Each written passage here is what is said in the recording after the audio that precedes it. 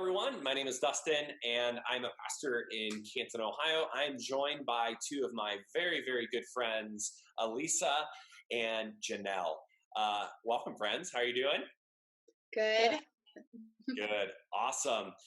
Before we jump into our topic, I do want to share, Elisa and I have been filming these videos on how we can stay well during the quarantine, during this pandemic, and wanted to welcome for this video a very, very special friend, Janelle Shaner, who is a respiratory therapist at Mercy Hospital in our hometown of Canton, Ohio, to the video. And before we jump in, Janelle, you are a hero in multiple ways. One, it's Nurses Week, so we say thank you for all that you do and all that your peers, your coworkers, everyone at our hospitals and medical facilities. Thank you for working so hard to keep us well and healthy. Also, I don't know if our folks tuning in would know this, but you're also like double triple hero in that you're a mom and you're like expecting 38 weeks pregnant. Yep. Super pregnant, right? Mm-hmm. When is your due date, just for the sake of the 22nd of May, so about 2 weeks. So we're in the home stretch. We are in the home stretch. So well, thanks for taking the time to chat with us. And the topic of this video is coming from an experience that the three of us have been noticing in this pandemic, as we've been self-isolating, quarantining at home, we've undoubtedly been spending a lot of time on social media, and we've witnessed a unique phenomenon starting in that early on, we saw our social media posts populated by Tiger King memes, that now has given way to videos claiming that on one end that the COVID-19 is a hoax, or that it's just not as bad as what we think it is, or that there's some conspiracy, some larger nefarious national or even global conspiracy transpiring. And so this is something that we are seeing pop up on our feeds. Friends, like, have you been seeing this pretty often, these videos from, Plandemic or the two Bakersfield doctors? Have you been seeing these pop up? Yep. Yeah, I've seen them pop up, but I honestly haven't watched those just because I get my information from different sources than YouTube.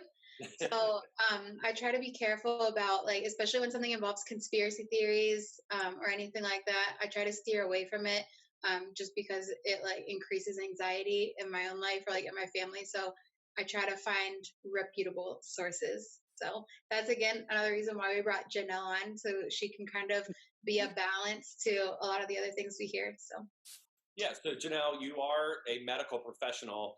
So, as Lisa said, and maybe this is a good segue, you said you prefer reputable sources, thereby implying that maybe the Plandemic documentary or the Bakersfield doctors who have obvious agendas when you dig into this might not be reputable sources. So first question, is there medical credibility? Honestly, I mean, I can't speak for every video out there, but those particular ones you mentioned, not horribly credible. There's already been credible sources out there that have debunked what these people are trying to say.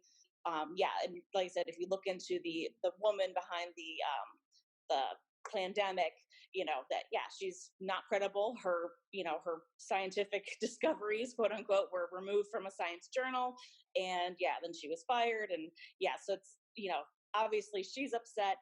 The truth is not being told in her video. And then, as long as like those Bakersfield doctors, they're upset, they're losing income. They're not getting, being a stat care facility. I mean, so they're losing money. And of course they're, probably not the most accurate person to probably take this advice from, because they're upset and it's affecting their livelihood. So, I can't speak for every single thing out there, but right. A lot of the big ones I've seen recently, I definitely would not consider credible.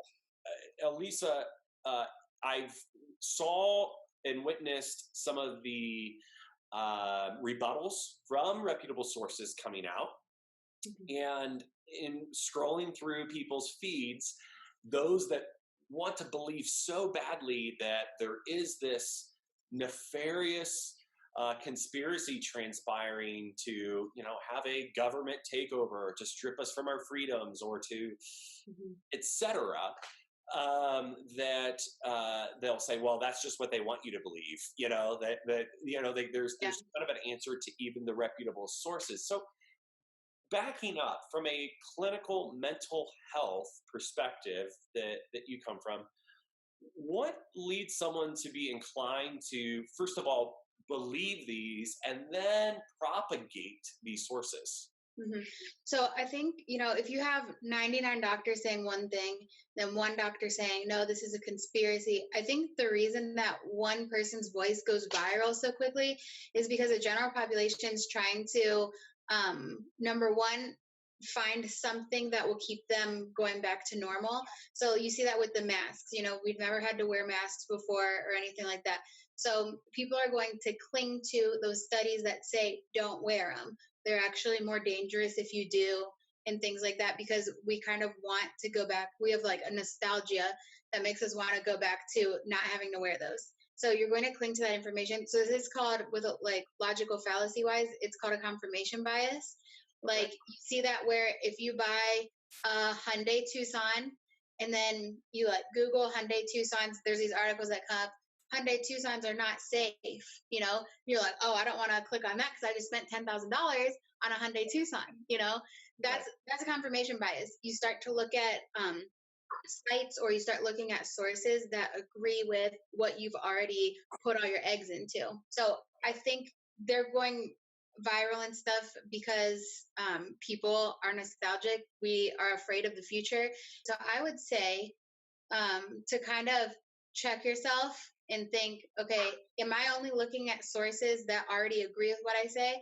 Or like, am I afraid to look at stuff that says the opposite of what I do? Yeah. So, it sounds like you're saying really it's just we're pandering to what reality we would prefer to exist, even if it does or does not. And that last statement you made, I think, brings up a second question that I have for you, Janelle, that if I were to play devil's advocate and I were to say, well, what's the harm in believing Dr. Judy Mikovits? What's the harm in believing the Bakersfield doctors? What's the harm in, even if I don't necessarily fully believe in it, what's the harm in me reposting this for, just food for thought? Yeah, I guess with any misinformation out there, it's just very dangerous because you could just believe that the virus is a hoax. It's not as bad as what people are saying it is.